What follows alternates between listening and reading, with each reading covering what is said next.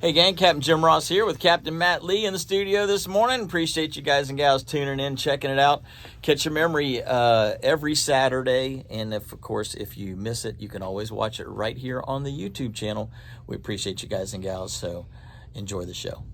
Welcome. It's another edition of Catch Your Memory Outdoors right here on WWBC 1510 AM. We appreciate you guys and gals listening every Saturday morning to see what's going on up and down the Space Coast. And you know, it is a beautiful morning out there. Hopefully you guys and gals are actually on your way to the boat ramp to get out there and do a little bit of fishing before the rain kicks in. But if you're not, we appreciate you sitting around listening to us this morning talk about what is going on. I'm Captain Jim Ross. And if you want to get involved with the show, 321-632-1000 is our call-in line. We appreciate you guys tuning in and listening on the 1510 signal, the 99.9, 94.7, and 100.7 FM signals. CatchYourMemoryOutdoors.com streaming audio. And then, of course, those of you guys and gals that are out there on YouTube, good morning. We're going to give you a little wave, say hey to you this morning. Got Captain Matt Lee back in the studio, Code Red Fishing Charters. Good morning. What's going on, buddy? Not too much, man. You know, I'm kind of getting excited. You know, the mullet runs on, the fishing's been good. Fishing's been great. But you know what's just around the corner. Oh, I know. You know it's just around the corner. We've only got one more week, and I'm thinking, there's some brown things running around that may need that fishing rod for a few. Yeah, may need to get tuned up, if you know what I mean. Yes, sir. I completely understand. I am looking forward to spending a couple of days in the woods and seeing if we can get some deer as well. So we all are. Yeah, I mean, you've been putting in time over the summer and checking feeders and cameras and all that stuff, I'm sure. Oh yeah. Oh yeah. Everything that goes along with it. Running dogs. Well, I don't really run my dogs in the off season, but I do exercise them. Yeah, you got to tune them. You got to keep them tuned up. Yeah. Keep their paws up, keep their nails trimmed, all that good stuff. I mean, normal maintenance stuff, but still, you don't want to have a green, a fat lazy dog when you get out of the box. So, but everything's looking good, man. We got a lot of good deer on camera. South Georgia, where we hunt at, we've got a lot of big deer on camera. We've got a lot of big deer on camera around here.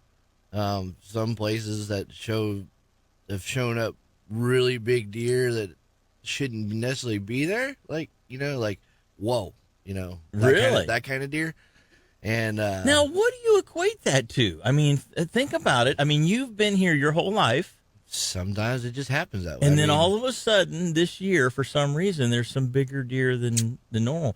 Was there one deer that got around? And, I'm guessing so. And dropped some genes in the gene pool, or is it just maybe a nutrition thing? Some deer we had on camera last year we didn't kill. They've with feeding year round will help. Of course, everybody knows. Oh yeah, the nutrition level goes up. Yes. So those deer right there, they're proving. They're showing us that our feeding does work, in their antler size. So those deer we didn't kill last year, they've gotten bigger. One deer in particular, he's about almost tripled in size rack. Really? From last year, yeah, he's exploded. And then the other deer I'm talking about, their gene pool is good. There's one deer in South Georgia for sure. He's a main 12. And he's got kickers all over the place. Really? He's a good deer. That's awesome. And I think that he's an offspring of the deer we killed last year. Was a main frame 12 up there.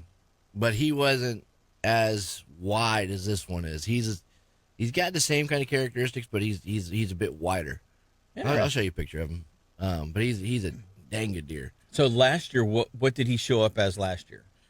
An 8 or a 10, or he was a typical 8 last year. Okay, so he kind of blew up. He did. He did. He went from the typical 8 to that right there. Oh wow, yeah, that's nice. I mean, look at the stickers he's got all over the place. I was gonna tell you, he's got. I counted like 16 redneck points. If you had the typical points plus your redneck bonus. He does. Points. He's got a bunch of little spikes here and little spikes there, mainly on his main beams just below his brow tines. Mm-hmm. But he's got a flyer off of this right hand G2. Mm-hmm. And I can't tell what he's got moss or something hanging off the other side in this particular picture, but it looks like there might be something over there as well. That's interesting. It could be velvet. I think it's. Is he still in velvet there? Yeah, Is I that think what that that's is? his velvet coming on. Nighttime shots are hard to tell, They you are. know.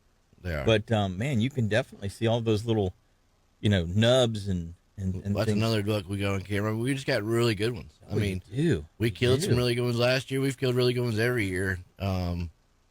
But this year seems. Man, you aren't kidding about width. he's That second deer's got to be 21 inches inside, He's a big one. maybe 22. He's got his ears flat, and he's still way outside his ears, Yeah, we got some good like ones. inches outside his ears. That's a good deer. Yeah, we got some good ones up there. And it's not, the bad part is I spend most of my time driving in Florida. So it's just over. It's just over the Georgia line. It's not like we're too far, but it's convenient for the kid and I. We can jump in the truck. We can be there in 3 hours. Yeah, it's so cool that your daughter has really taken up, that. I remember a number of years ago when she got her first bow, Oh, yeah. and she was all excited about it. Come watch me. Come watch Yeah, me. yeah. Oh, yeah. I went over to Matt's house one time, guys and gals, and it wasn't long after you had just gotten her that bow. That's been a minute. It's been 5 or 6 years ago since I was up there. But I remember she was beaming, just beaming. Mhm. Look at my new bow. Oh yeah. She does really good with it. She shoots. I'm not up there. I haven't got her up to draw weight yet. So, she's not particularly hunting with it, but we do shoot. Yeah. She loves to shoot. She'll go out there and shoot. Dad, you want to come? Nah. Okay. I'm going to shoot without you. Come Yeah, watch me. yeah. Okay. I'll come watch you or whatever. But no, she does really good with it. And I tell you, that's one of the best investments I ever made was for her was that bow. I mean, it kept her outside, kept her going. Yeah. She loves it. She's proud of it. She is. Oh, you can see. Yeah. She just grins from ear to ear. And then she'll shoot a good pattern, and she'll text me like a picture, or text her mom a picture, or whoever a picture. And look what I just did, Take a look at this. Yeah, she does good. I gotta get her up that draw weight, and once I do that, she'll be hardcore on it. I think. Yeah. So Well, what is it? Minimum's 35. 35. So yeah, you just She's gotta probably get her- about 30 right now. Yeah. You got to get her up just a little bit more. Yeah. But the thing about it is, if you increase it like 1 pound every week, and she shoots 5 times, she's 10 minutes for 5 straight days, she'll be there. She'll be there in no time. Yeah, I worry about I want her to be consistent. You know what I mean? Like, so I don't want to go. I understand what you're saying, but when I get her to a point and she's shooting really good, like I don't want to drop it and then her start shooting a little crappier, and then she kind of gets disappointed in it. But so I've kind of worked it really slow. I've kind of worked it too slow, really. But Well, she's old enough now. She can understand that. Hey, we're going to make some adjustments here. You're not going to be dead on. You're going to have to sort of relearn how to shoot at this particular draw weight. Not really relearn. But you know what I'm saying? Yeah. There's going to be some some little adjustments here and there. And after you get about 3 pounds, maybe 4 pounds, then there actually may be some sight adjustment, at that point. Definitely. Definitely at 5 pounds. You're definitely adjusting your pins. We've had to do all that too different. because it's that a diamond bow, and it's a grow with me bow. Mm-hmm. So we've had to readjust the cams and then the weight and all that stuff too. So we've had to do all that, but I need to push her more. I need to get her up that weight so I can get her out there. Yep. Stop sticking foam and start sticking fur. Exactly. Daddy needs meat in the freezer. Well, I'm really excited about this year. I'm going to get a couple of chances to a fellow that I've been friends with a long time has invited me to come hunt with him in South Carolina. Nice. And a lot of deer up there. They do. Holy cow. I mean, just it looks like cows in a pasture. I mean, it's a farm they're on, so obviously they not only have your regular deer tags, but they've also got depredation tags, try and get the deer from eating the crops up. So they've got, I guess, soybeans and corn and the various things that we grow here in the South. And so he's like, we just need to get these does out of here. Hey, I'm all about that. You can't eat horns. No, you can't. And I mean, those are some nice ones you got there, but my wall space You seen the price of taxidermy is now? extremely limited, and my freezer space is wide open. Now, you got to run 2 chargers to get a dang deer just mounted to get nowadays. a deer mounted. Yeah, Good Lord. It's not $350 anymore. I'll huh? take a Euro mount, thanks. Yeah. Unless if I kill a big one, then I'll be like, oh, okay, I'll have to squeeze that out. Yeah. But. Yeah. No, it's interesting that the price of everything's gone up. Man. It just is what it is. But when and I'm not really going to be bow hunting up on this lease because the deer are all out in the fields, and there's not. Well, the thing about South necessarily- Carolina is you can hunt. You can come out of the gate. You have to. You can shoot them with a gun. Yeah. So yeah, I mean, you don't have to bow hunt. yeah. It's But I better- mean, I like to bow hunt. Yeah, I get that. But you're going on a mission. But yeah, see, this it's different. This is there's hunting, and then there's filling the freezer, and this is going to be filling Correct. the freezer. Correct. So he's like, just come up and shoot every slick head you can, and I'm like, I mean, When are we going? yeah, exactly. I'm like, so I mean, I can get Hey. 2 or 3 deer. It's not just one and done. He's Then like, you're good. if there's 4 out there that stand there long enough for you to shoot them, drop them. Perfect. So I'm like, perfect. That's all. And then go take your bow out, and then go and go for your. I'm going to try to do a little bit of bow hunting here locally on some of the Right. some of I know the, you got some the property around here, and we don't really have like on our property in Oak Hill, everything left. They'll be back. Everything. I haven't seen anything with horns on it in 8 or 10 months. Yeah, but once everything starts getting pressured, they'll be back. I'm hoping so. We got Eric on the line. Well, let's go check out what's going on this morning, Eric. I'm doing good, Captain Jim. How are you doing? Doing good. What can we do for you this morning? I would like to thank you for donating a half-day fishing trip to our benefit that we're putting on for P&K Altman Foundation. Okay. Yeah. You know what? I'm glad you called this morning. The P&K Altman Foundation Take a Kid Fishing Clinic is coming up, and that's going to be on October the 12th at Fox Lake Park.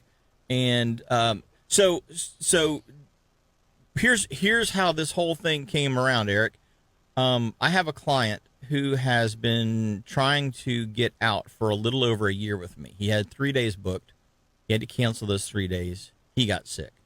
Like not just sick, but I mean like bad sick, right? Some kind of cancer. Then his name's Mike Phelps. Okay. Not Mike Phelps. He's not a local guy. He comes down. And so we've tried to reschedule multiple times. The other day I sent him a email and I said, "Hey bud, it's been 4 or 5 months since we talked. I was just wondering if you had any time this fall we could try and reset those dates, get them out of my pending file, put them into my let's get some days locked down." And he called me up and he goes, "My wife's in a bad way." So I'm like, "Man, I'm sorry to hear that." And he goes, it's going to be a little bit before I get down there. And he says to me, you know what, do you have like a kid that doesn't get a chance to go fishing that you could use that money and just take him fishing? Because he put 3 days deposit down. Right. I'm like, I said, you know what? I don't off the top of my head, but I've got a great place that we can put this. And so for the P&K Altman Foundation Take a Kid Fishing Clinic, we're going to take the money that he put as the deposit. That'll kind of cover my expenses. I'm donating the other half of the money, and we're going to put a little raffle out there for any of the kids that show up. And there's a maximum of 40 kids, right, Eric? At this time, there is a maximum of 40. Gotcha. We've got 25 kids left to sign up. So okay, so there's some room left. That's good. That's good. But you guys are going to be doing a little, knots and best fishing practices thing in the morning, and then let the kids fish for 3 or 4 hours up at Fox Lake Park in Titusville. And then I'm under the impression that there's going to be some barbecue. No, I believe it's going to be hamburgers and hot dogs, but we will be feeding the kids and the parents. Okay. So hamburgers and hot dogs. Well, that's all right. Yep. From 11 till 12, we're going to do hamburgers and hot dogs, chips, feed the kids. They should have a great time. We're also going to be giving them fishing poles with a small starter tackle box. Nice. it should be a really good event. And I'd like to also mention Indian River 90, the Free and Accepted Masons here in Titusville, and Gateway Lodge 384 in Mims is helping sponsor this, and we'll be out there in force helping you guys. We're trying to get a few other people to come. They haven't been able to fully commit yet. We're hoping to also have FWC out there. That's awesome. To help us. Well, you know, one of the really cool things, Eric, about Fox Lake Park is that Fox Lake actually has some tagged fish in it that FWC put out there. And, you know, you catch one of those tagged fish and you can get a reward from FWC. And if my understanding is correct, some of them are, you know, it's like $100 reward for catching one of these tagged fish out of Fox Lake. So that's a little bit of a bonus even for the kids. You know, if they catch a tagged fish, that'd be really cool. Yeah, that is awesome. Yeah, that's very interesting to know for sure. So, I appreciate that information. Yeah, so here's something. This is sort of not trivia, but this is sort of something that happened in the past. I think it was Bassmaster Magazine back in the early to mid 80s, around 82, 83, 84 time frame. I was just coming out of middle school and going into high school, and of course I was ate up with fishing, so I was reading Bassmaster Magazine. At one time, South Lake, which is connected to Fox Lake, South Lake was in like the top 10 bass lakes in the entire state. Wow. At one particular time. So it has the potential to grow some pretty darn good fish in it. So the kids might have a shot at a big old bucket mouth too, you know, as you know, as well as something that may be tagged. So there's a whole lot of cool stuff that's going to be going on around this. And I appreciate you guys putting this on and letting me know about it. Let me help you promote it. Well, where can they sign up at? Where, you know, because if there's any kids out there listening, where can they go to get in on this? If you hit me up on Facebook, Eric Hall on Facebook, my emblem's a Florida State symbol. Just hit me up on that, and I can get it to you, or email altmanac@cfl.rr.com. Yep, Altman's with an S, altmansac@cfl.rr.com. Well, cool. Well, we appreciate the call this morning, Eric, and look forward to being out there in a couple of weeks. And hopefully you'll get a couple more kids to sign up and take advantage of this great opportunity. I appreciate it, Captain Jim, for everything you're doing for us, and we'll definitely can't wait to see you. Awesome. Thank you, Eric. Yes, sir. Have a great weekend. Take care and have a great day. Thanks. Eric Hall on Facebook. Look for the Seminoles, Florida State Seminoles emblem. That's his. They say Florida State Seminoles or Florida State symbol. Well, that's a good question. Because I hope it ain't Florida State Seminoles. Well, we can look for either. They have had a rough patch here, hadn't they? Good. No, I'm just kidding. Well, guys and gals, we're going to take our first break in the morning, and we're going to be right back with a whole lot more Catch and Memory. So don't go away. Captain Matt and myself will be right back. Appreciate you tuning in every Saturday right here to Catch and Memory Outdoors. This segment of the show is brought to you by Lamb Deck. And if you haven't checked out the Lamb Deck product, you need to check it out because it is a game changer when it comes to EVA non-skid on your boat and making your boat safer, quieter, and way more comfortable to fish on. They can do any kind of custom pattern you want in it, any kind of logo you want in it. So if you guys and gals get a chance, check them out there at Lamb Deck. They are right there in Titusville. They're super, super easy to find, right there off of Grissom and I think White Street, if I remember correctly. And you can give them a call at 321-505-4888. That's 321-505-4888. And stop the fatigue. That is for sure. We appreciate those guys and gals sponsoring this segment of the show. You know, Matt, we were talking a little bit this morning about, getting out in the woods and doing that sort of thing. It's still pretty buggy, though, right now. Break out the thermocell. You ain't kidding. You are going to need it. But I've got a question for you. Mm-hmm. So, before we get back to fishing, let's kind of talk a little bit more about hunting. you like to run dogs to get the deer up and moving. Mm-hmm. And so what that does is that you don't have to wait on the deer to decide that they're going to get up and walk around and you don't, those minors and majors, if you will, those heightened area times of activity. You can actually flush them out like you were flushing out a quail or a pheasant or something like that with a bird dog. Right. And so how important, when you're hunting in that manner, how important is, scent control and those sorts of things? Because when you're in a stand, scent control is extremely important. You got to be playing the wind. You want to try and have no smells, foreign smells on you. Laundry detergent, deodorant, all of those sorts of things that that have scented, can be scented, because a deer's nose is not an easy thing to trick. How is it super important, or you just are setting up ambush points and letting the dogs work the deer to you, so the deer's not really standing around sniffing, he's actually running through the woods? It's not that important. Okay.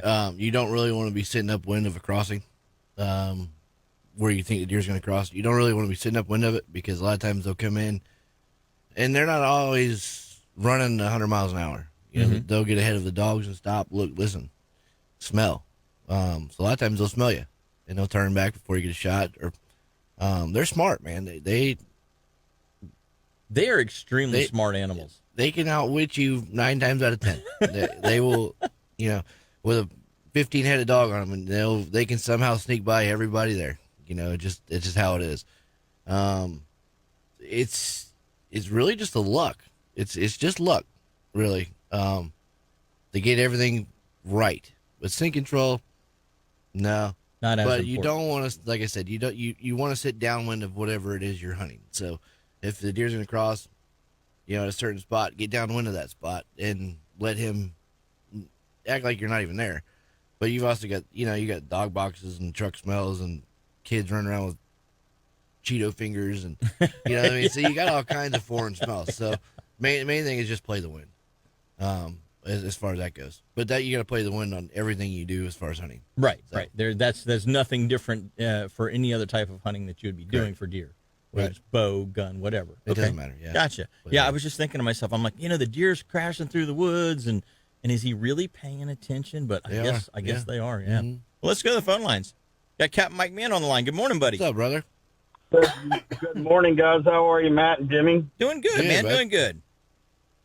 I'm sitting down here watching the Key West sunrise and ready to get back to my side of town, my side of the state. Yeah. What took you down there? Just a little vacation, or just to get away with the wife, or you had something to do? No, I'm actually down here working for one of my clients. I'm kind of they've got like a 32-foot or 30-foot Boston whaler down here, and I'm actually not guiding. They've got actually Captain Aaron Snell, who's pretty decent name down here. So he's taking over the guiding section. I'm actually personal chefing for them. So Oh, okay. I've been doing dinner. We did a low country boil the night before last. Yesterday they ate out on their own and went to a big steak dinner. So a lot of fun, but it's work, man, and it's hot down here. Yeah, it sure looked like a lot of work with that that picture of your wife on Facebook. Yeah, it looked like a lot of work. Well, I had yesterday off somewhat. So the wife and I got to go out and have some nice meals ourselves that I didn't have to make. Good for you, bud. Perfect, man. Perfect. And to be honest with you, I'm glad I'm not guiding, because it's been windy as heck down here. So, let somebody that's a local. Aaron knows how to duck and dive in the winds here, much like, Matt and I know how to do up in our area. You know what's interesting, Mike? I have talked to, I'm telling you, it's got to be a half a dozen people that have been down in, August, July, even mid and late June.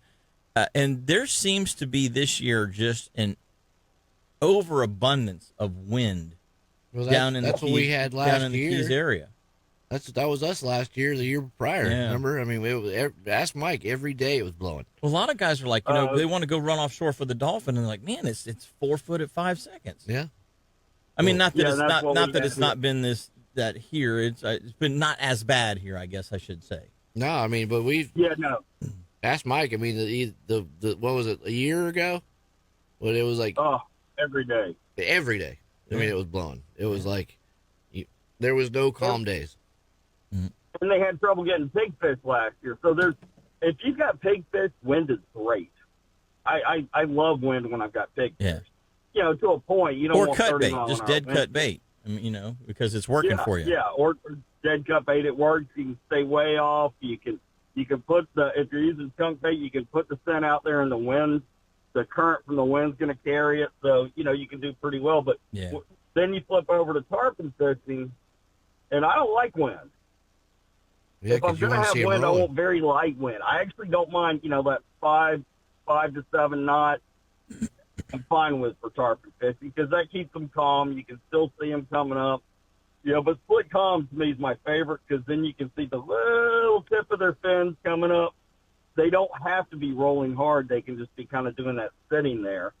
And it's killing me because I'm seeing a lot of posts of guys on the beach this past week. Just, I think Austin Campbell had a triple hookup a couple days ago. Nice. Yeah. Him and one client, I think they had either 3 or 4 tarpon on at the same time. Wow. That's awesome. That's a great day, and this is kind of getting into my favorite time of the year. I like to, I get back Monday and I go right into tarpon fishing. I was just looking at the forecaster up there, and it doesn't look great. I'm like, oh, good, northeast winds and an 80% chance of rain every day. Perfect. Nice. Yeah, but there's enough tarpon inside. I mean, Justin was out day before yesterday. He said they got rained on 3 times, but they had some pretty good activity in the O'Galley and Melbourne area on the big tarpon, 60 to 100 pounders. And nice. And they actually even caught about a 40-pound Goliath, that was a surprise. He was like, I don't know where he came from, but right. He was out there feeding. He's out there feeding in the pilchard pods with the tarpon. Yeah, there's been a lot of grouper being caught in East Smyrna this summer as well. I mean, a lot of guys getting it, and not some little Goliaths. I mean, there's some guys. Randy Kraft, I think, got a couple, approaching that 200-pound range. Nice. Yeah, big ones. Yeah. Big ones. Yeah, out at the jetties. I think he got tired of getting robbed and finally brought a big enough rod out there where he was able to land them.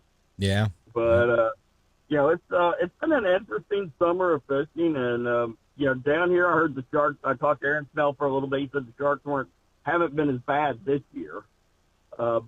We've had pretty sharky conditions. I mean, I'm seeing bull sharks up in flats. I'm seeing, them on edges. I haven't really fished the beach, to be honest with you, that much because we've had such pretty decent fishing inside. Yeah, there are a lot of sharks inside this year, that's for sure.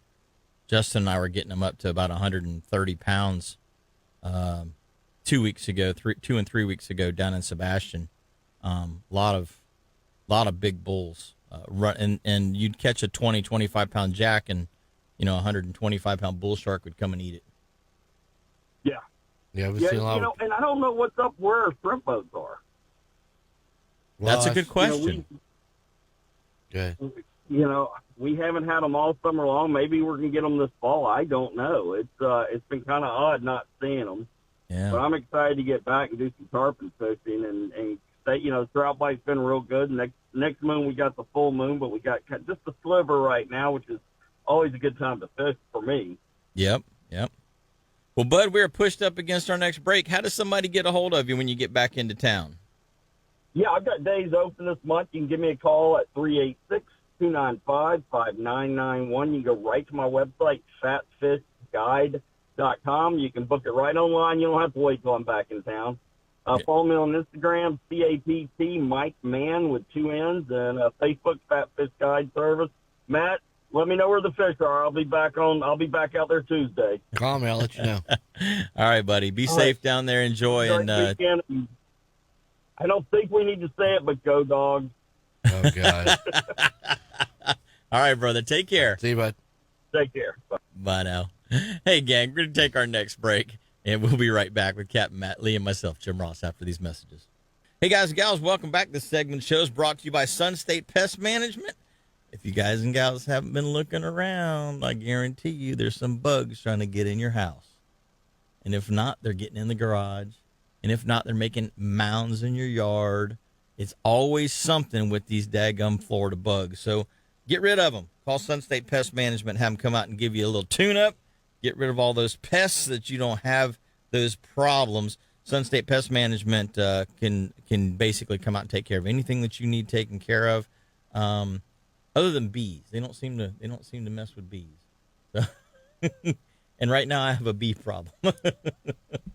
So give them a call though. Roaches, ants, all those kinds of things, chinch bugs, whatever it is in your yard, they can come take care of it. 800-781-7378. That's 781-7378. Sun State Pest Management, been locally owned and operated here for just decades now. So give those guys a call and have a pest-free life. Yeah, I've got bees that have decided to build a hive. Get your box. Start getting honey. I ain't got time for all that. Come on. I asked Blair if he wanted to come over and mess with him, but he was filming, so he was like. Before I forget, you do that TikTok stuff. I don't have anything TikTok. on TikTok. No. There's a guy on Facebook. They call him like the Florida Man or something like that. That guy's hilarious, and he's all about Florida, everything about Florida. You know, and just if you're on TikTok, try to look him up. Oh, I see that one guy, OMG, it's Wicks. I've seen him on there. I don't know. And he's always always talking about, the black guy. Yeah. He's always talking about something with Florida. Yeah. He's funny. That's the same guy. Yeah. So, but yeah. So I called Blair and I called my buddy Chris Williams, and he's like, "Well, here, try this guy." And it's one of those things where somebody needs to come get these bees. So because I'm getting ready to. Why don't you look up like one of the people that. A beekeeper or something? Yeah, beekeeper. Well, I tried to call one guy, and he said he couldn't come for 2 weeks. Better than nothing. Yeah, so. I would. Call him back. Yeah. Why not? But if anybody knows anybody that wants to come capture a beehive, call me. Because I got one. Well, that's good. And I don't want to kill them, because bees do so much good for the environment. I mean, we could not survive without bees. No. Humanity would not exist without bees. People freak out all the time, like, "Oh my God, there's a bee on you." Okay, well, just keep calm. Mm-hmm. He'll get what he wants, and he'll leave. Yep. Don't kill him. Be fine. But I've got a hive, if you will, that somebody needs to come and get. Is it easy access to it, or is it like in the ground? Is it in a tree? It's underneath my shed. Oh, that's gonna be it's hard in to the get. wood. So I've got like a wood box. Okay, and then the shed is on top of the wood box. Mm-hmm. But I'm getting ready to demolish the shed and get a new one.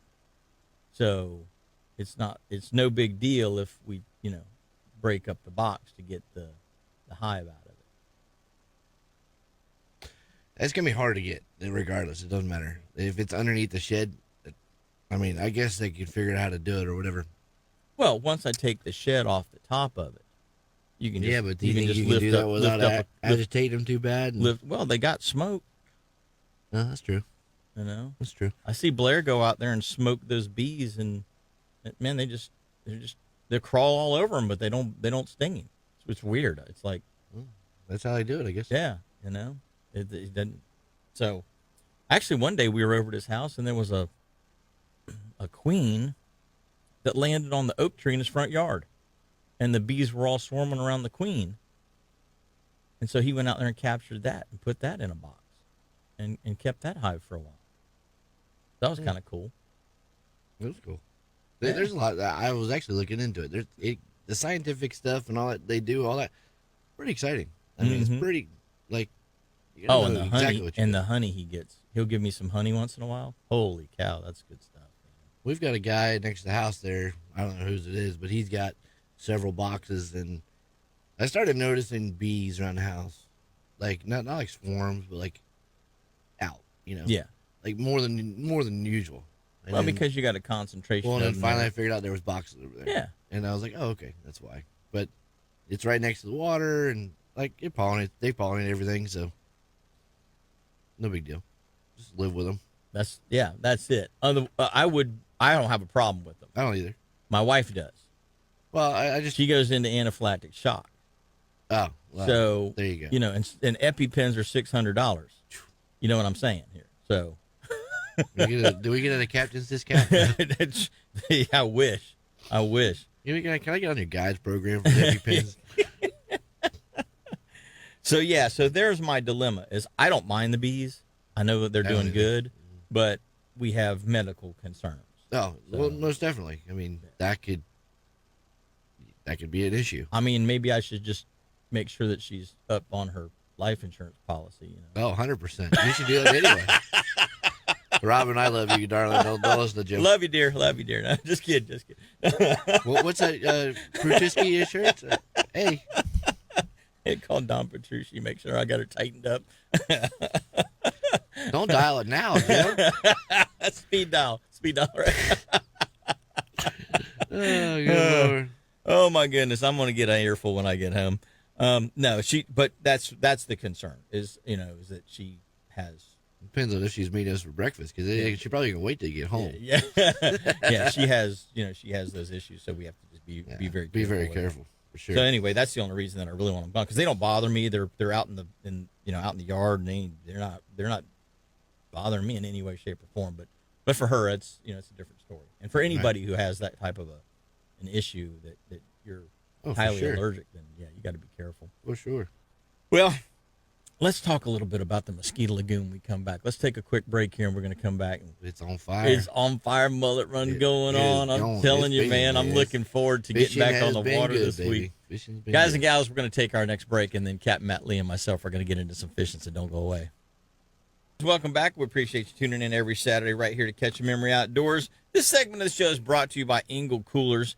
And if you haven't checked out all of the cool products at Engel, go to engelcoolers.com. They've got some really good stuff. I was actually looking last night at a 123 triple latch, on the triple latches on it. But you got to have something to put the deer in. Oh, yeah, for sure. And that 123 looks like a great size to, pack your meat in and hold that ice and bring it home. Hold that ice for I'm just actually I was just on their website yesterday checking it out. The other thing was, so you guys and gals, every once in a while you get a find. A buddy of mine drives UPS truck. Okay. Mm-hmm. He's driving around and somebody has thrown an Engel cooler dry box. The hard-sided dry box / cooler, just thrown it in the trash. And he picks it up and he's like, I wonder why I threw it away. Well, the hinge was broke on, so it wouldn't latch right. In the hinge. Right. Engel sells hinges. I just 2 weeks ago, 3 weeks ago maybe, I just bought new hinges for mine after 8 or 9 years of using my cooler / live well, bait well, aerated bait well, cooler dry box. The hinge finally broke on it. The little plastic one. So instead of buying a plastic one, I'm like, well, you know what? If the plastic one lasted that long, I'm going to get me one of the stainless steel ones for $2 more. Right. And I put 2 stainless steel ones on it. Perfect. And the thing, it should never wear out now. Well, I mean, that's But he called me up and he goes, hey, somebody just threw this in the trash. He sent me a picture of it. And I'm like, what's wrong with it? He says, it's got a broken hinge. He goes, I wonder if I can get a new one. I'm like, dude, every part that for those coolers is available on the site. I said, just go there and get 2 stainless steel ones. He goes, that thing will last. I said, it'll last you another 10 or 12 years at least. Mm-hmm. So so that's what he did.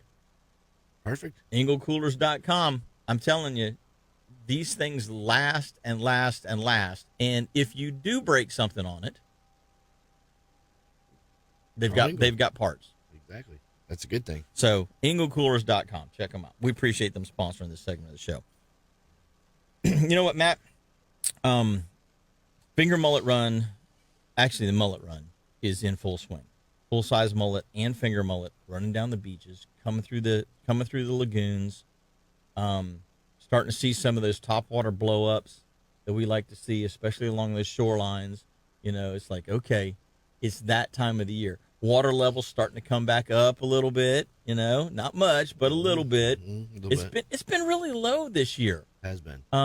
Surprisingly low for you get into August, mid to late August and September, the water it normally comes back up about 8 or 10 inches. Right, and then goes back down when it gets cold. And then goes back down in like January again. Mm-hmm. It's been a little slow this year to come back up. I think the lack of rainfall that we've had is one reason, because we haven't had as much rainfall here on the East Coast as we would typically have. I think I don't know what our deficit is, but I know at one point we were down about 9 or 10 inches a couple of weeks ago. I know that's changed a little bit. We've had more rain, but I can tell you, I live in Rockledge, and it'll rain all around us. I can physically see the rain from my house, but it's not raining at my house. The weather pattern. I mean, when I was a kid, I have to tell everybody, when I was a kid growing up, 2:00 every day we had rain. Yeah, every day, and we're going stretches of, 10, 15, 20, 30 days without rain. Sometimes it's crazy. And and if you watch the radar, it's blowing up, and it'll go somewhere else. And then it dissipates. Or it'll scoot you. Yeah. It's like, okay, you're here. Well, I'm just going to go around you.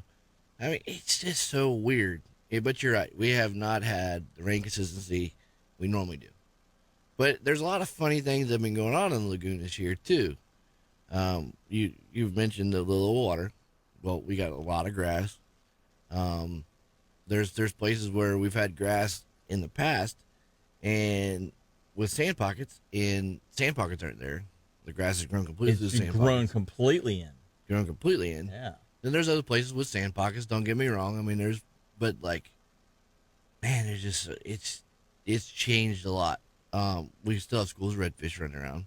We have schools of black drum. Yeah, summertime schools. That's like what's going on here. That's not normal. No. Black drum. Still got black drum schools. Really? Yeah. The mullet run's been on us. The finger mullet run's been on us since spring. But the trout. Yeah, I don't think the finger mullet ever left the lagoon. I mean, They haven't yet. Yeah. The trout bite was late this year. The pigfish were late this year. It was really hard to fish pigfish this year until later in the year when the grass is starting to, with the manatees in there pulling up the grass and all that stuff, it's starting to get thinner. There's starting to get spots in there, of course. So the pig fishing is starting to is gotten better, or has gotten better since beginning. We're still getting. It was small too pigs thick to fish. It was too thick. Yeah, it was too bad. There were still, according to Mr. Allen of Livewire, I mean, we were still getting smaller pig fish. He was still catching smaller pig fish. Just within the past what about weeks. croakers? Because 3 or 4 years ago, croakers were really good. The little baby croakers, the trout-sized croakers, not the snook-sized, but the trout-sized ones were really good there for a year or two. I've talked to a couple people getting some. But that slowed down, huh? Oh, majorly. I mean, they're still getting some. If you know where to go, but you're having to go and look for them. There's been people I know that they've gone out there for hours on end and caught like 4. I mean, oh wow, yeah. So, what I understand is that where the pigfish are coming from is down here next to you guys somewhere. They're coming in or casting at them somewhere down here. Well, I know that the guys that are fishing them out off the beach, just hook and line in them, are getting 800 to 1,000 a day. That's a lot. Yeah. But so I didn't even mess with croakers. Actually, what I started doing, Jim, was when I called last week or whatever, we talked about doing the popping corks. Yeah. The 4 Horsemen. The 4 Horsemen corks with the boom boom shrimp they make, all different colors. It doesn't really matter which color you're using.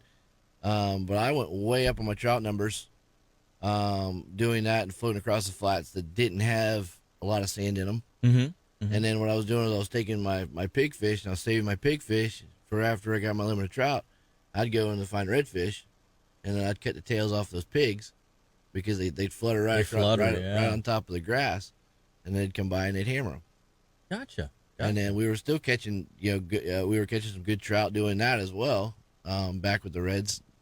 You know what? That's interesting that you say that, because in the Mosquito Lagoon in particular, there are areas, especially in behind the clinkers, back in some of those little back east bays, Barracuda, back behind Van Slough, back in Preachers and around through White Sands and even down to Pardon, those back east side areas where you'll actually see 20, 22-inch trout swimming right in with those schools of slot-sized redfish. I can't tell you how many times we'd fish a school of redfish and catch one 25 and up, like a 25 meter one, up. Yeah. I remember me and my buddy George and I, we were fishing a tournament, and we were down off of the clinkers, and we were on a school of redfish, and we already had a big trout. We didn't need a trout. We already had one, and we were pulling down the bank. He got a bait inside that school of reds, and I hooked up. And I'm like, oh my God, this is gonna be the one, Yeah. And got into the boat. I'm like, holy crap! Now what do we could do? Because now we've got two. We had to let that one go, of course, but it was another big trout. Yeah. And I'm going, how in the world does that happen? You got 25 redfish around a bait. And what's funny is that trout he is in there literally rubbing shoulders with those redfish. They don't care. It's not like, if there's a mullet pod, they're kind of out on that outskirts of it, just checking them out. And, and so if you're fishing a stationary mullet pod, those milling, happy jumping, feeding mullet, and you're throwing like first thing in the morning, throwing a topwater or a salty snack or a jerk bait, pulling it through there, and then all of a sudden it gets right to the edge of them, and whack, you get that big strike. It's not, no, they are dead in the middle. It's like if you had a herd of cattle that were all walking together and there's a hog in the middle of them. Yep. You're like, what the heck is going on here? Exactly. I don't get it, but that's where you get your big ones. Yeah. Like you gotta find the places that don't have a lot of number of trout, more or less. Those back niches, corners, sand pockets, anything like that. That's where you're gonna get your big ones. But I'll be honest with you, I didn't catch a lot of big ones this year. A lot of big trout this year. Last year we did good. In years prior, some people have caught some of the good ones, but it's like normally we catch them 28, 29s every not every trip, but good possibility. Yeah. And I haven't caught one over probably 25, 26 this year, which is strange. Interesting. And But you have to think though, for the average angler that doesn't get a chance to get out there, but once or twice a month, right? You come home saying, hey, I caught and released a 25-inch trout. That's a nice trout. Oh, that's a beautiful trout. They just don't have as many opportunities as guys like you and me that are out there every day, right, to be able to do that. They just don't have the amount of time on the water to catch those type 100%. of fish. But a 20 to 25-inch trout, especially on topwater. I mean, so the other thing that's been weird this year is we've had a really big school of jacks that are tanks, 12, 15 pounders, 20 pounders. Yeah. And they'll come in boiling like a herd of cattle. And they'll get everything you can put in front of them. Isn't it so cool to watch them as they race across the lagoon? It is crazy. And just blow up everything in their path. It was crazy because I was finishing up a day one time with two kids and their grandpa. And I'm watching this wake come to me. And I'm going, looks like a boat wake. I mean, literally. Yeah. And I'm looking at like, I don't see a boat wake on either side of them. And I finally realized it's them. And they're coming boiling at us. I was like, oh my gosh, boys, get ready. And got them both hooked up. And of course, they go wing out that side and wing out that side. I'm going, I guess we're sitting right here because we can't chase either one of them. We can't go in either direction. And then it was a madhouse. They come by the boat just hitting everything. It was crazy. And those boys running around the boat because they were just hauling the mail, And yeah. those boys, that was the highlight of the trip. They couldn't have cared anything else about anything else. But that was it. That's the kind of action that we were seeing a couple of weeks ago in the south part of the lagoon, from basically about roughly Turkey Creek area and the power lines that cross the Indian River right there, south to the Sebastian River, and a lot of those 10 and 15s. But then when we got that cold water upwelling about 3 weeks ago, all of a sudden those big 20 and 25s came in. And that's when they were feeding the tarpon, the sharks. Actually, one day, it was crazy. I've never seen this before. The dolphin, the porpoises, dolphin, were just going ballistic. Right. There must have been 15 or 18 of them. Now, as well as I do, we don't fish around dolphin. You're not going to catch anything around a dolphin. If you do catch something, as soon as you let it go, they're going to eat it. these dolphin were racing up and down the Intracoastal Waterway, basically right out in front of Sebastian Inlet Marina and Simblers Marina, right in that section of the waterway.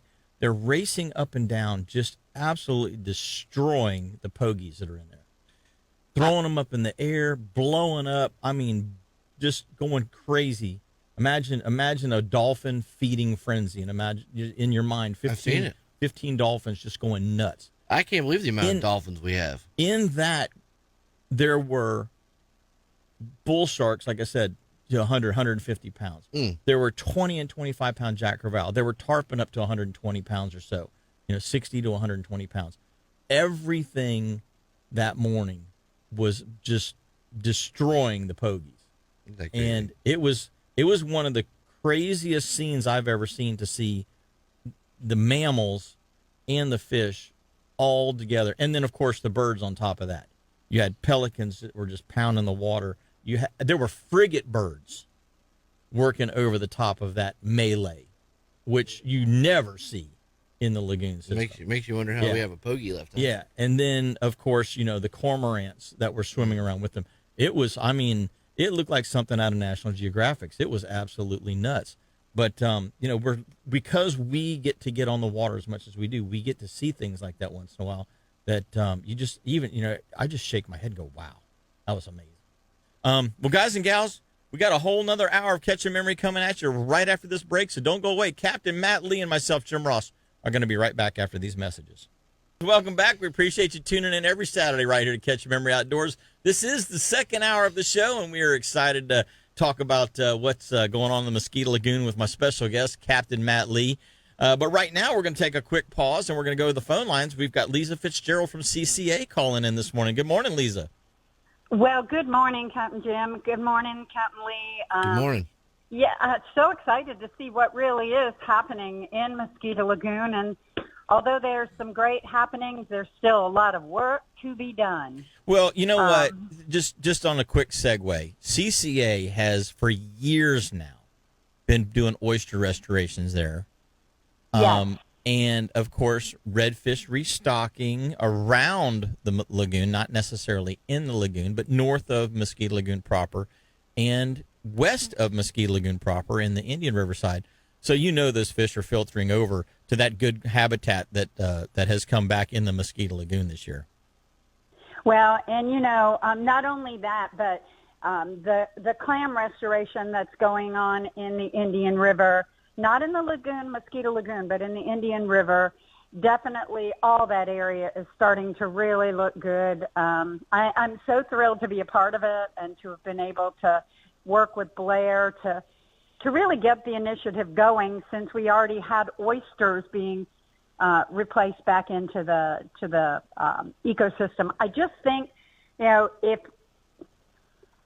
if we can get people to be a little wiser in each person, every little thing they do, as it relates, and most people don't even realize what does directly relate to good habitat.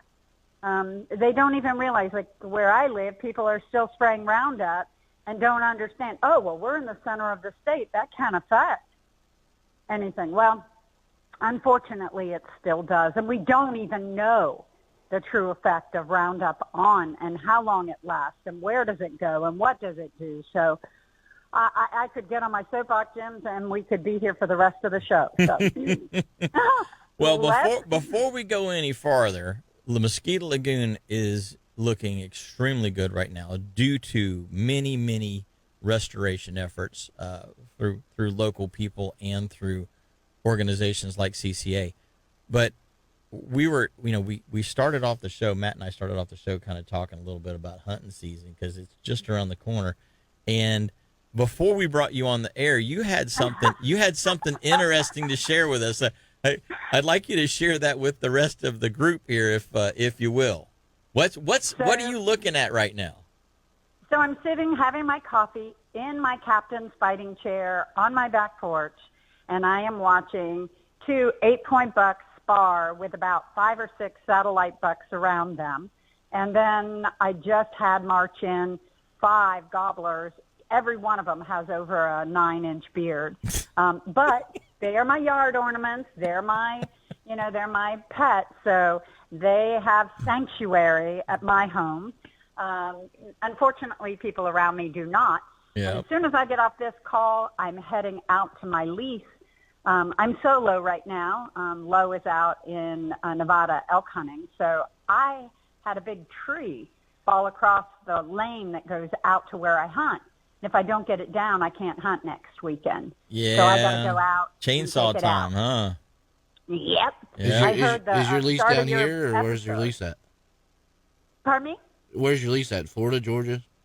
Mayaca. I hunt big Florida swamp bucks. Yeah. Gotcha. Yeah. Yep. So we have 600 acres right in the Mayaca Basin. Okay. And we have some really, really nice bucks that travel through there.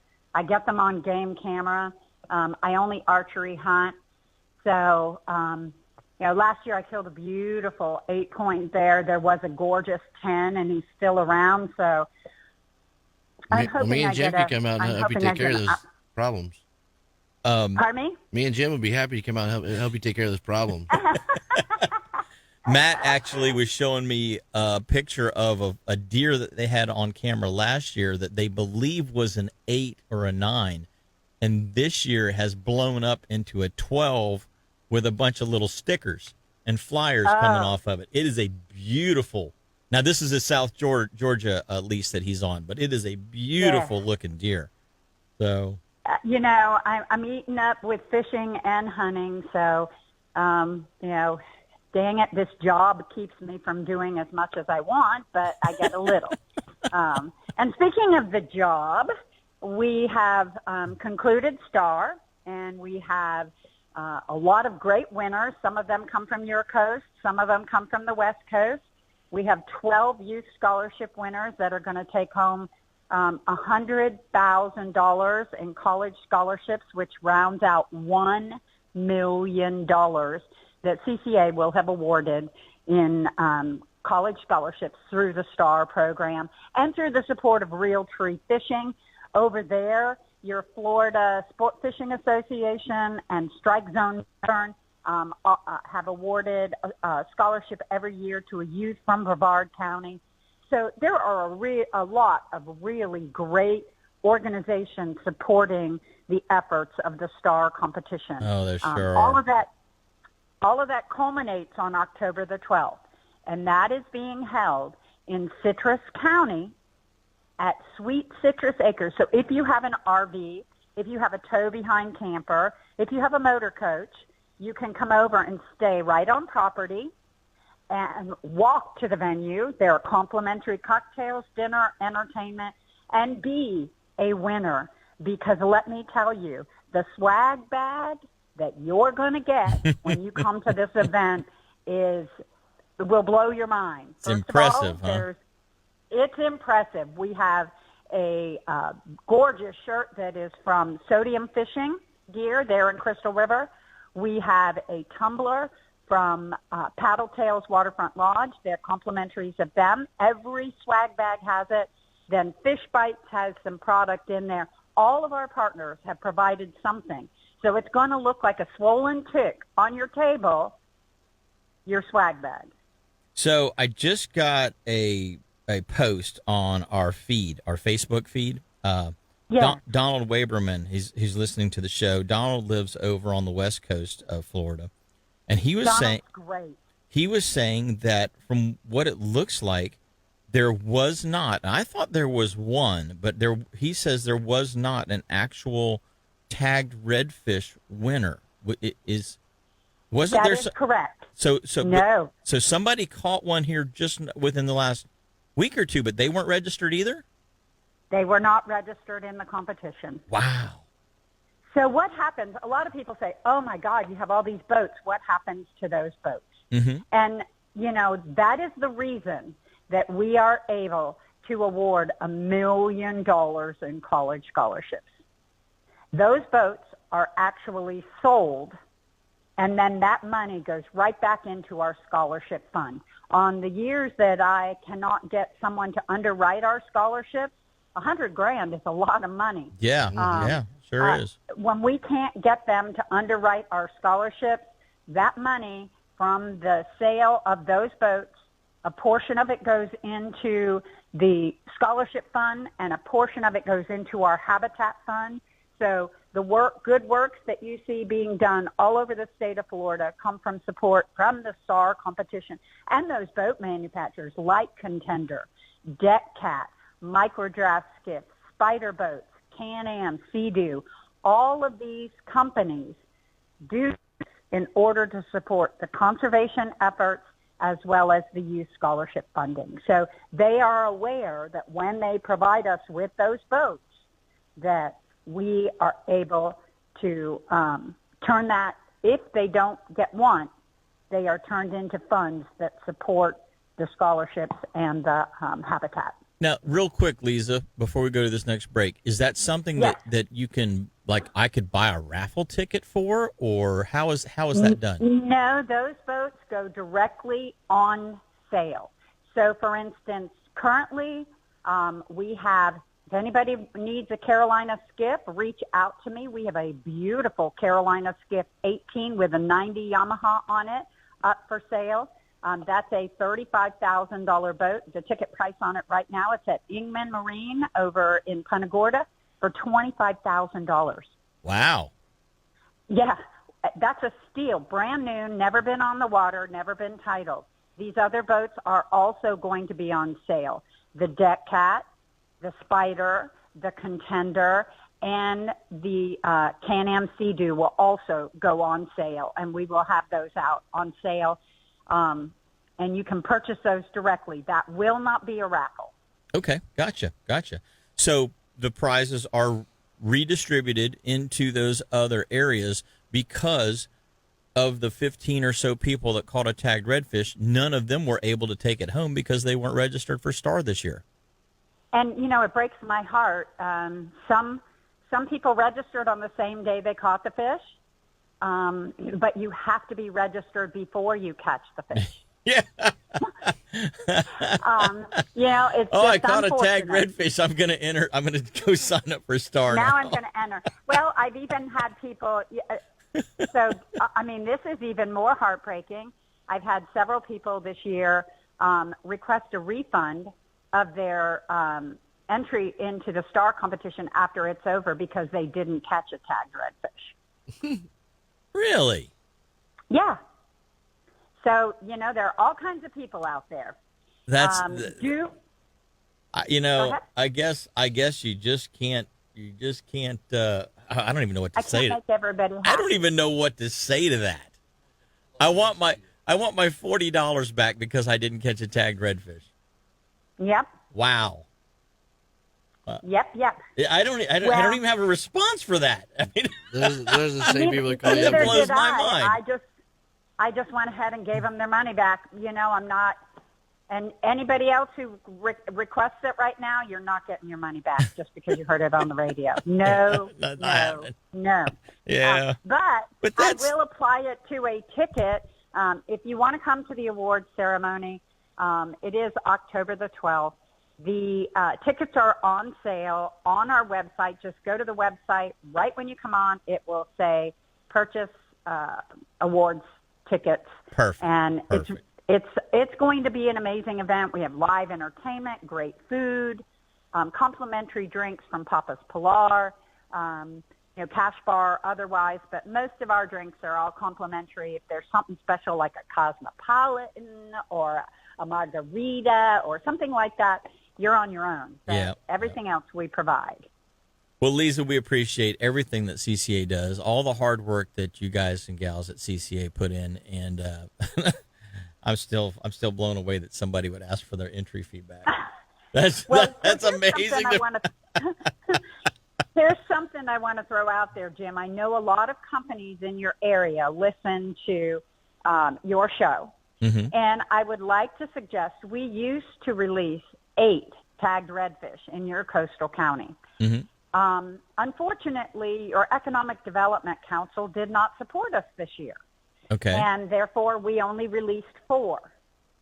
I would love it if the businesses and the people who are involved with the Economic Development Council understood the magnitude of our competition and the number of people that travel from the East Coast to your area when they know there's a better opportunity for them to catch a tag redfish in your waters. That's a great point, Lisa. So we'll have to definitely get those words into the right ears. Well, we look forward and if anybody else wants to sponsor the competition, let us know, or a scholarship. You reach out to us through our website. Fantastic. Well, we look forward to seeing you on the 12th, and until then, maybe we'll get a chance to talk at least one more time and remind everybody about it. But, there's always next year's event. If you didn't get in this year or you didn't win this year, then there's always next year. So thanks for the call this morning, Lisa. Now. Tell them to register now because they can win a $1,000 prize package from Engel Cooler if they catch one of those fish after the competition is over. Oh, you're right. Yeah, so That's right. So it really goes. It's 365 days that you can win something. 365 days. There you go. Well, thanks so much, Lisa. Thank you, Jim, for all you do. Have a great day. Take care. Hey, gang, we're going to take our next break. When we come back, we got a whole lot more to come at you. We're going to be talking redfish next, so don't go away. Welcome back. We appreciate you tuning in every Saturday right here to Catch Your Memory Outdoors. We're going to check out the catch conditions real quick. Captain Matt Lee's in the studio with me, and we appreciate you guys and gals sticking around. Boating and fishing conditions right now from Ponce Inlet to Sebastian Inlet. We've got a south wind at 5 to 10 this morning, becoming southeast at 5 to 10 by this afternoon. Seas are supposed to be around 2 to 3 feet with a dominant period of, like 8 to 9 seconds. Not bad. And so that's not too bad. Little southeast chop coming across at maybe 1 foot at about 4 or 5 seconds. So it's not great, but it's not bad. Ponce Buoy right now, 13 miles northeast of Ponce, is 83 degrees, 2-foot seas at 9 seconds. The 4-mile Canaveral Buoy is 86 degrees, which is way up there, 2 feet at 9 seconds. The 20-mile buoy is 86 degrees as well, with 3 feet at 9 seconds. And the 6-mile buoy out of Fort Pierce is 85 and 3 feet at 9 seconds. Very high water temperatures for this late in the year. Kind of surprised. That's some of the highest temperatures I've seen the buoys reading. Now, inshore, like in Canaveral Bight earlier in this year, we did have some 88, 89. And I even saw one day that was 90 in the Canaveral Bight, right up towards the tip of the Cape in the ocean there, which is extremely hot for ocean temperatures. But, these temps are for being open flow areas, not that little area where it's kind of cut off and can generate some more heat in there. These open flow areas they're pretty high right now. Western edge of the Gulf Stream, 43 nautical miles out of Ponce, 27 out of Port, and 22 out of Sebastian. And the surf temp, 83 at Ponce, 85 at Cocoa Beach, 84 at Sebastian. And the tides look like this. We've got a high tide coming up at 11:11 a.m. and a low tide at 5:20 p.m. And then another high tide at 11:21 p.m. And that's at Canaveral. So 11, 5, and 11 basically. And then Sebastian, we've got 11:12 a.m., a low at 5:17 p.m., and a high again at 11:16 p.m. And the best times to fish and hunt presented by Tino Valverde and All About Archery down in Melbourne. If you haven't gotten your bow tuned up, you got a couple of days left. Get down there and get it tuned up because it's time. Your major this afternoon is at 3:27 p.m. to 5:27 p.m., and then your minor this morning is at 10:24 a.m. to 11:24 a.m. So I took my bow down a couple of weeks ago and got it tightened up, and fortunately, it didn't need any. I didn't need anything. I was kind of surprised because normally you get a little creep, a little stretch here and there from year to year, but bow was still perfectly in tune, and so you got to like that. So that's a good thing. That is a very good thing. Matt, we were talking about the grass, the sand, the potholes, how we like to fish. This year, schooling redfish throughout the summer months in the Mosquito Lagoon. That's something that we don't typically see. We haven't seen in quite some time, and that's just one of those things saying that the habitat's getting better. Mm-hmm. And with that additional grass that, 4, 5, 6, 7 years ago, we didn't have all this grass. Now we've got this resurgence of grass and, due to better water quality, and we're seeing the fish act more like what we want them to act like. Oh, yes. There's one wad in particular we fished, and it was a good wad. And then one day, a buddy of mine, he called me. He goes, "Dude, 3 wad just converged." He goes, "You need to get down here right now." So we ran all the way down there, and we sat next to each other, and these fish were killing, fighting each other. I mean, if they had boxing gloves, they would have got out and boxed each other, man. It was so amazing to watch them feed. They'd come up to the boat just like ninjas, like fighting ninjas, and then they'd eat and they'd tear back out again, and it was amazing. Doubles, triples, hookups. Were they on a crab bite or on a shrimp bite, or were they chasing bait fish? We were just cutting those pigfish. No, I mean, what were they feeding on in that area? Oh, mullet. They were on finger mullet already. Mm-hmm. Okay, so they were chasing and crashing already. Yeah. It was amazing, and it's like it never fails though, Jim. It's like every time I'm like, oh my god, this is amazing. I get the phone out, I get the video camera out, and I'm going, oh wait, and they stop doing it because it's just ridiculous, right? So then like I put it away, and they start doing it again. I'm like, oh okay, I'll do it again. But we got them in an area where they couldn't escape out the backside. Yeah. We got them in this little bay, but the bay was a big bay. But literally, there were so many of them, you could see them 100, 150 yards out, and they were just tailing.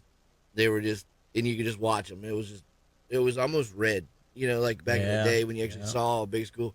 The water was just turning red with them and boiling. I mean, just tails everywhere. Like I said, you get a bait anywhere near them, and they were exploding it. At one point in time, my client threw over there and missed it.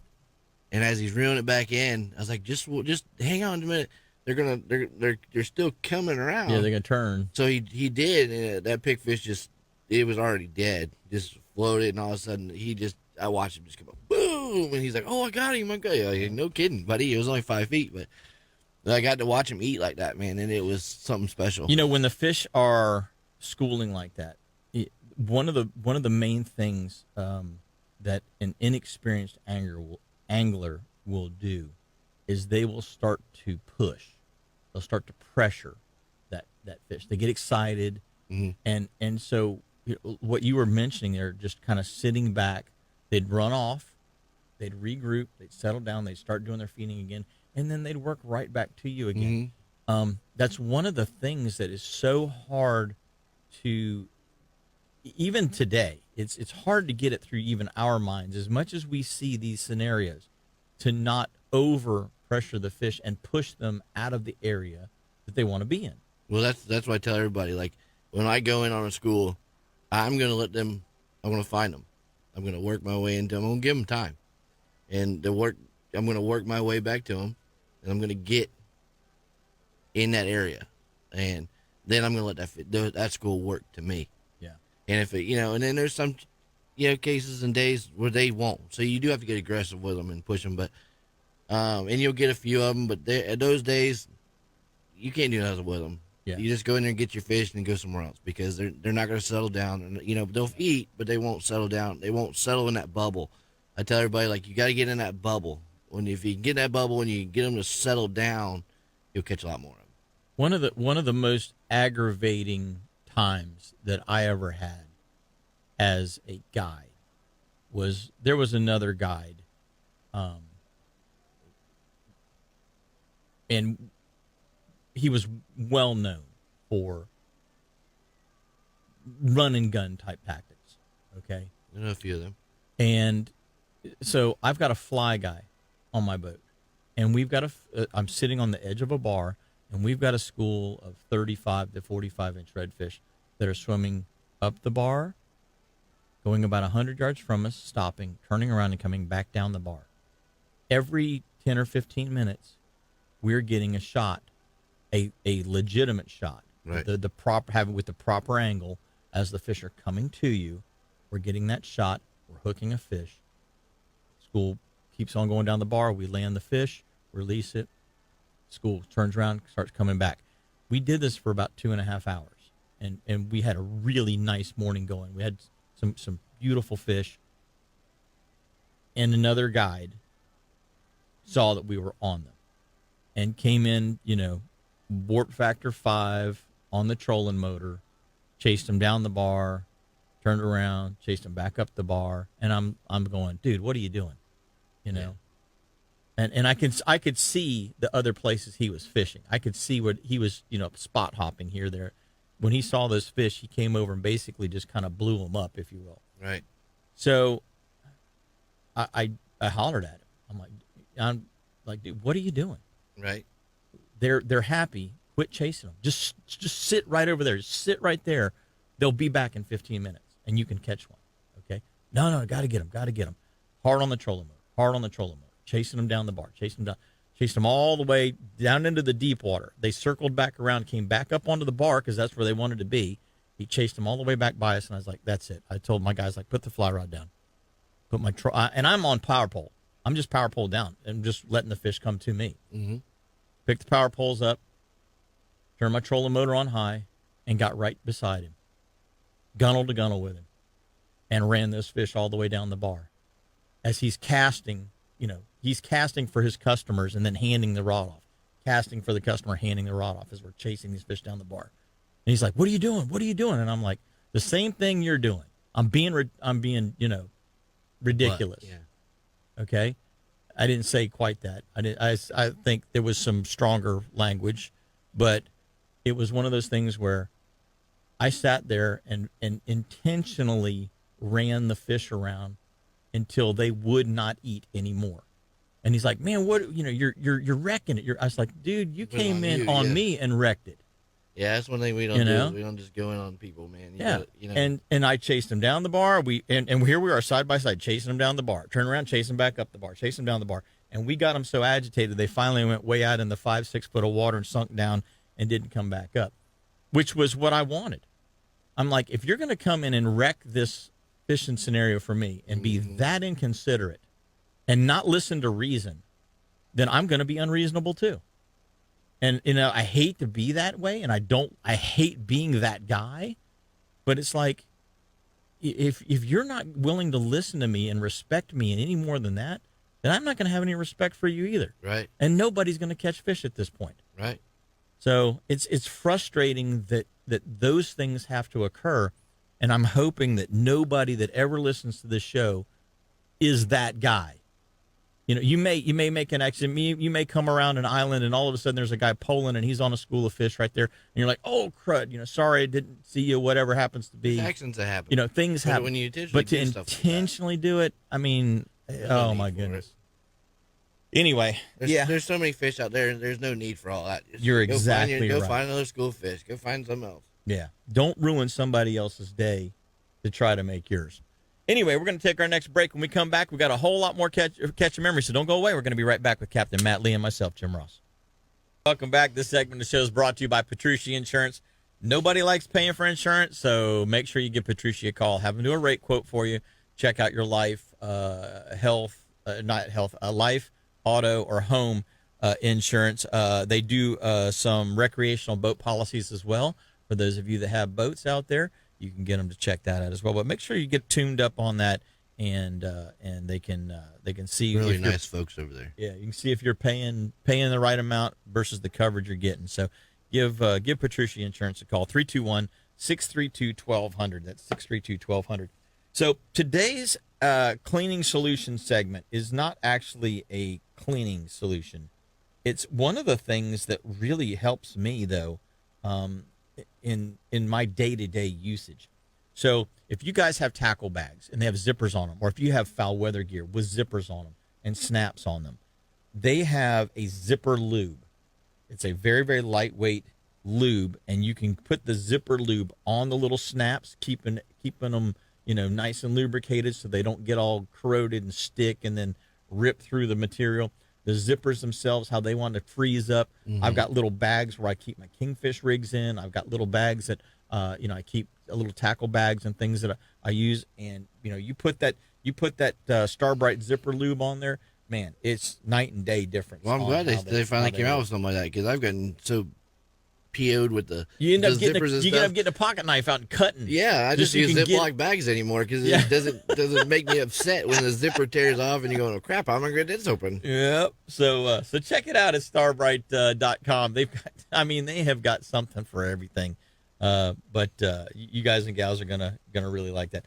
And we've got one more kids fishing clinic that's coming up. The Florida Sport Fishing Association Kids Fishing Clinic at Port Canaveral is coming up on the 19th of October. So the one at Fox Lake Park in Titusville is on the 12th. The one at the port for the Florida Sport Fishing Association is on the 19th.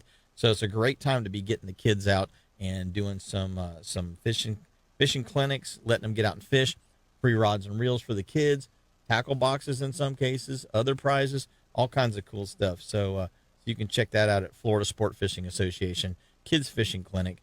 You can check them out at the Florida Sport Fishing Association website and get involved in that as well. So must be accompanied by an adult, and that one's going to have about 300 kids at it, where the one in Titusville at Fox Lake Park is only going to have a maximum of about 40. Matt, we were talking about redfish, and, you know, we're coming into the fall, and even though we're coming into the fall, we've had an unusual amount of small to medium-sized mullet in the lagoon all summer long. Mm-hmm. I think that's a huge benefit when it comes to fall time, and the reason is those fish have been keyed in on feeding on mullet for a while now, so there's no guesswork.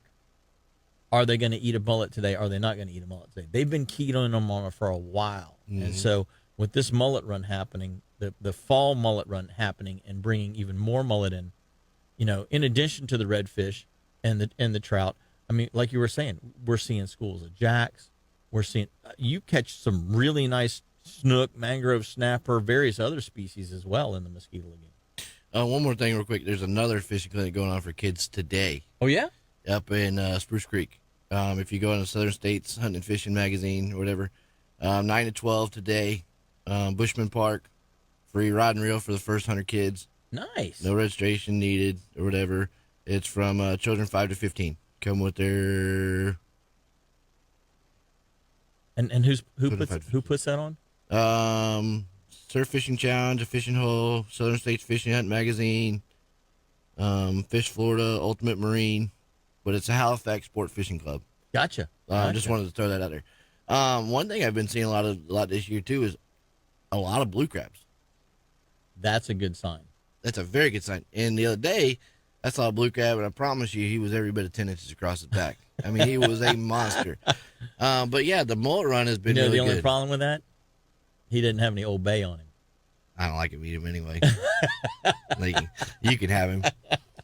I'll let you have him. But a customer of mine came down for a week, and he fished me 2 days, and he ran his own crab traps. And he ended up getting, in 4 days, he ran his crab traps, and he got like 20-something crabs, blue crabs. Nice. Yeah, so he did pretty good. But as far as the mullet goes, yeah, I fished one day this last week with strictly chunk, and we caught a dozen reds, broke off on one, hooked into a big snook. Also caught a flounder, which we've been seeing some more flounder pop up. Yeah, the flounder have started showing up. I got some good ones this past week. Yeah, and then even in the lagoon, we don't get that many in the lagoon, but the ones we normally get are pretty good. But the snook, he jumped out of the water, and it was, it's snook season. I'm thinking that one's gonna be on my dinner table, and he ended up spitting the hook. But yeah, they'll eat everything mullet right now. Swim bait, topwater plug. You get anything in front of them, and they're gonna eat. They're hungry. They have been hungry, and they're all good. They're all good, fat, healthy redfish. The redfish we've been catching have all been in the upper slot, if not over 30 inches. Wow, big fish. I've heard of a school that just popped up that's between 30s and 40 inches, which is something we haven't seen in years. Yeah. On the flats, since the grass went away. But they're hungry. That's awesome. That's very awesome. Hey, let's go to the phone lines real quick. Got a couple of minutes. We got Donald Waverman on. Good morning, Donald. Hey, morning, Captain Jim and Captain Matt. Hope all is well with you guys. We're doing good this morning. How are you doing, buddy? All right. Lord knows I tried to get tagged redfish. I went up to Crystal River a couple times, with Captain Lisa, because I messaged her on Facebook, and she goes, launch at the one road where the boat ramp is that goes out, and I fished around the islands. I mean, I did catch redfish, did catch some mangrove snappers, and other fish, and I've got a few entries in the conservation division and in the kayak division and the inshore division. Yeah. So, but I was out on Monday. Last Monday was the last day, and then bad weather. When you're out on the kayak, you got to pay attention to the weather. I always carry my rain jacket with me, and I'm so glad I did, because all of a sudden this rain just came out of nowhere. It's like, come on, it's just crazy. But yesterday I was putting a fender on my 2016 Skeeter boat trailer. We bought new fenders for it because the other ones had worn out. It is blazing hot sunshine and starts raining. I'm like, what is going on? No wind yesterday either. No, it's the horrible. weirdest. It's the weirdest thing to just all of a sudden the rain just pops up out of nowhere. Yeah, it is. It's been crazy weather. Windy or storming out there, and when you're in a kayak, you really can't take cover too much because you can't go that fast anywhere. So, but it was still great start tournament. I did purchase my ticket to the banquet. I'm going to be at the banquet. So, for $75 to go to that banquet, that's also a no-brainer. Well, I hear the swag bag's like worth about $100 or $150. I mean, it's just packed. Plus, you get drinks and a steak dinner and fixings. It's like, come on. Yeah. It's like, and plus, it's, it's a schmooze. I get to see people that I don't often see, and, we talk on the radio and whatnot, and that's where I met you for the first time a few years ago. Yeah. At the banquet there in Melbourne. And I had was drawn for fourth place in the kayak division, got a $200 gift card to Academy, and I had put some money into the auction stuff and silent auction, and won some stuff there too. So you never know what you're going to win. No, it's a good time all the way around. It really is. Speaking about you being the Crystal River one. Speaking about you being a kayak, I don't know if you remember at ICAST, but I think it's Frog Togs. I think it was. It might be a good. I'm thinking about getting a pair for myself, but they've got the rain suit out now where if you fall out, you float. It's like a life preserver. Oh, really? It's a whole suit, top and bottom. But they had a mannequin in a tub, the suit on, and he wouldn't sink. Interesting. Yeah, so you might want to check that out just to be on the safe side. Yeah, that's like having an extra PFD. Yeah, but it's not thick and bulky. It's a regular rain suit. They won't let you sink. Interesting. That's cool. I wear a Mustang style one anyway out on the kayak. I don't have a vest. Inflatable, so yeah. I've got the with the CO2 cartridge, yep. And if you fall overboard, it automatically inflates. It's a really good one. My wife had got it to me a few years ago. She goes, if you're going to be out there, I want the best for you so you don't die. Exactly. There have been kayak anglers, even boaters who have drowned from not wearing, life jackets. So that's true. It happens, unfortunately. It's very sad. I hear about, all these tragedies here. But, I just can't believe that not one registered angler of all the people that I know, plus all the other thousands, who are out there, fishing in these tournaments. I can't believe people have asked for their money back. That's just like, wow. I don't even know what to say to that. Isn't that crazy? I don't either. I don't get that. But. It's like going to the grocery store and eating the food and then going, I want my money back. Yeah. Oh my God! My wife works for a pharmacy. I don't. You can't put anything past some people these days. It's kind of crazy. No. Well, buddy, we're up against our break. We appreciate you calling in this morning, and thanks so much for participating in CCA Star. Look forward to seeing you again sometime real soon, bud. Yes, sir. You guys take care. Stay safe. Tight lines out there. Appreciate your show. You guys have a great day. Thank you, sir. Bye now. Hey, gang, we're going to take our last break. When we come back, we got a couple of minutes left with Captain Matt Lee from Code Red Fishing Charters. Don't go away. We got a wrap-up coming up next. Welcome back. This segment of the show is brought to you by Strike Zone down in Melbourne. If you haven't stopped into Strike Zone lately, check it out. They have got a whole bunch of really cool new products after ICAST. They're loading up for the fall mullet run. The snook season just recently opened here. Flounder are starting to turn on like we were talking about. I've been fishing those little micro jigs and fingerling mullet on knocker rigs and jig heads around a lot of the reefs and wrecks in the 60, 70, 80, foot depths, and getting some really nice flounder off of them. And then coming back into the jetties and finding a flounder or two, along with our snook when we're fishing the snook on the jetties and along the beaches. So there's a lot of good stuff going on right now with this mullet run going on. One thing you were talking about earlier was your trout bite. And trout can be kind of funny sometimes. We like clean water because we can see in clean water. We can sight fish to trout. We can sight fish to redfish in particular. You can sight fish to the black drum. But a lot of times trout don't really like that super clean water. And the Mosquito Lagoon's got a lot of really clean water in it right now. It sure does. And that was what I was saying, some of the fruits of the labor of doing the cleaning projects and stuff like that. We're seeing it on our side just from the clean water. I mean, right now, as hot as it's been, we should not have, years past, the water's dirty. Yeah. We've got a lot of clean water, which is great to see. And the grass is doing really well. But, yeah, the trout, you could catch some trout like early morning when it's like low light. But once that light gets up a little bit, you'll find that dirty water or deeper water because they are finicky as could be in that clean water. And the clean stuff. Mm-hmm. They don't, to me, you don't find them grouped up very tightly in clean water either. No. In dirty water, you'll find them in tighter groups. In clean water, it's like there'll be one here, one way over there. Might find one in a sand pocket over there, but right. there's when that water's too clean, they just don't group up. Like it. Yeah, it's weird. And one thing we noticed the other day too is we caught a snook out in the middle of a flat, not against the bank or anything like that, out in the middle of a flat.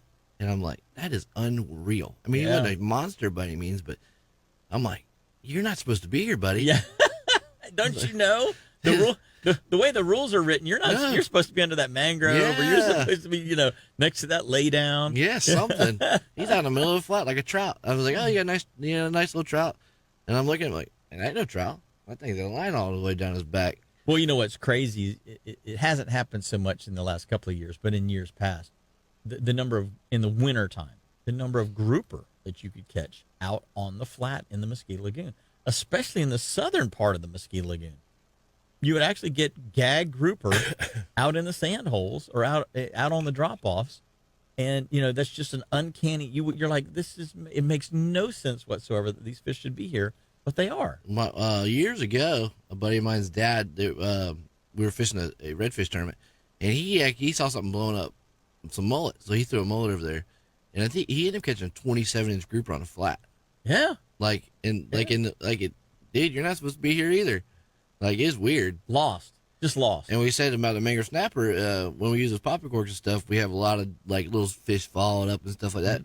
And I'm like, man, look at all the pigfish, croak or something like that. I'm looking, and I'm like, those are all mangrove snapper. And there was hundreds of baby mangrove snapper down there, and they were all 5-6 inches, 5 or 6 inches long. But I'm like, man, we're fixing to have an incredible mangrove snapper bite. It's great to see that part of the river's coming back. In years past, fishing down around Sebastian, the Sebastian inlet flat itself that's basically turned into just a big sandbar that people like to party at now. That used to be very, very good fishing for mangroves and other species. And then those sidebars to the north going into Campbell's Pocket and then up towards Long Point and in those areas, they used to have tons and tons of grass on them. And it'll be nice if we can get some of that grass to reestablish down in that area the way it has in other areas of the lagoon system. You've got the inlet right there. You would think with that flow coming in and out, that fresh, clean water coming in off the ocean, that we would have better grass in that area than what we have. And for some reason, we just don't. An inlet is not making a difference. A lot of people are like, oh, we need inlets. No, not really, because the rest of the lagoon is doing what the lagoon should be doing now that the water's getting cleaned up. For some reason around the Sebastian area, we still don't have those enhanced grass flats like we once had. But when we had them, you used to be able to get pilchards. You used to cast net pilchards. And then live chum pilchards over those grass flats. Holy cow, you want to talk about mangrove snapper? They would come out of the woodwork. I don't know where they came from. But you would be catching 14, 15, 16-inch mangrove snapper just free line and pilchards back in your little chum slick that you were supplementing with live bait pilchards. Right. Similar to the way that they chum on the West Coast. Not quite And as Keys too. and Keys, but not quite as aggressively as that. But you know what I'm saying? There was enough habitat there that the mangrove snapper were there. So it may be interesting that if you find that you're seeing those smaller mangroves, if you can start to pull some bigger mangrove snapper out of those areas, that'd be interesting to see. There will be. Let's try it one time. See what happens. I mean, because next year they're going to be a little bigger. The following year they're going to be a little bigger. So as we rebuild this fishery here on the Space Coast, more and more opportunities keep arising. You know, the snook have been prolific here the last 5 years. And like you say, seeing them in the middle of a flat, places that they really shouldn't be. But, well, you know what? There's enough of them out there. There's enough forage. There's enough habitat for them to successfully hide from the predators. There's conditions are getting better, and it's just one of the great things that all of these restoration projects, you know, the half-cent sales tax, the oyster restoration, the Indian River clam restoration is huge. We are seeing baby clams in places that we haven't seen clams in decades, and so it's great to see that these clams are repopulating from just the little areas that they've been able to put them in. They're repopulating everywhere. So we're on the right track. And if I'm hoping that, you know, hopefully we can reestablish the half-cent sales tax when it comes back up for the vote and continue this progress that we've seen over the last, 6 or 7 years. It's all just very, very positive, very positive. Well, the other thing we're seeing too is a lot of predators. We're seeing a lot more sharks. We're seeing a lot of dolphins, man. The dolphins, when they're coming in, I mean, I had probably just in one little flat, I think I had like 10 or 12 dolphins. Wow. It started like 1 or 2, and the next thing you know, there's 10 or 12 of them. And it's just like, I don't know if they're eating those mangrove snappers out there, or, I mean, I know they're, watching them chase everything, but you got to be really slick when you put a fish back. Yeah. You know what I mean? Yeah, they know. Yeah, guarantee it. But yeah, we're seeing a lot of good things, man. We're seeing a lot of redfish. The trout bite wasn't as hot as it has been over the years this year, but talking to some old timers that I know, and they just say like every so often you'll have a year like it's this. cyclic. And then like next year we'll have a better year, the year after or whatever. But the redfish, I'm happy to see those. I'm happy to see the size of them, how healthy they are, how aggressive they are. I mean, you go out and get, a half a dozen redfish between 20 and 35 inches. That's a great day. Yeah, and when you're getting into double digits, redfish in a trip, you're going, okay, that was awesome. I mean, I remember back in the day, a few years ago when you caught 1 or 2 redfish and you're like, oh, that was great. That was a great day. I mean, I got 17 catfish and 2 reds. That was a great day. And that's the thing is we're not catching a whole lot of catfish. Yeah. But it's been good, man. It's been real good. Well, Bud, man, it's been such a great show having you on. Deer hunting, hog hunting, turkey hunting, catching redfish, catching This is never trout. enough time, bud. It's just never enough time. We could do this all day, every day. day. How does somebody get a hold of Captain Matt Lee? Give me a call, 386-214-3530, or you can go to Facebook, Instagram, or whatever, at Code Red Fishing Charters. My website also, CodeRedFishingCharters.com. We'll get you out there, man. We'll give you the best experience you can have. One last thing, guys and gals, Gobbler's Lodge today. If you look at the Facebook page, the Catch Memory Outdoors Facebook page, Gobbler's Lodge is having their opening day event from 11 to 5. It's a great place to go check out your archery skills. They've got tons and tons of targets, elevated shooting platforms, all kinds of cool stuff. Check them out at Gobbler's Lodge up there off of Maytown Road.